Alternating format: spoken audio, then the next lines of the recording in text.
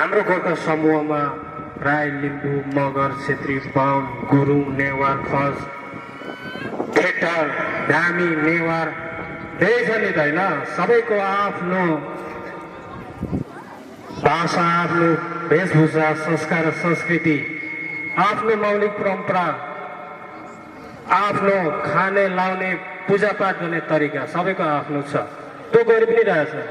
हुन त विगत 10 सालभन्दा अगाडि यस्तो थिएन, यस्तो प्रचलन थिएन। तर भर्खरै यस्ता चिजहरू सिर्जना भएर गएका छन्। सिर्जना हुनुपर्छ। आफ्नो समाजलाई समृद्ध बनाउनु छ भने यस्ता खालको सिर्जना पनि हुनु एकदमै जरुरी छ।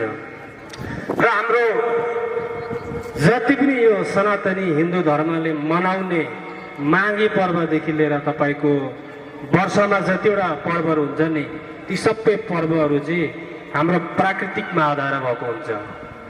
मनाउँछन् आफ्नो तरिकाले, आफ्नो भाषामा, आफ्नो वेशभूषामा। तर अन्ततः त्यसको उद्देश्य चाहिँ के हो भने, त्यसको गोल के हो भने प्राकृतिकलाई पूजा गर्नु, प्रकृतिलाई मान्नु।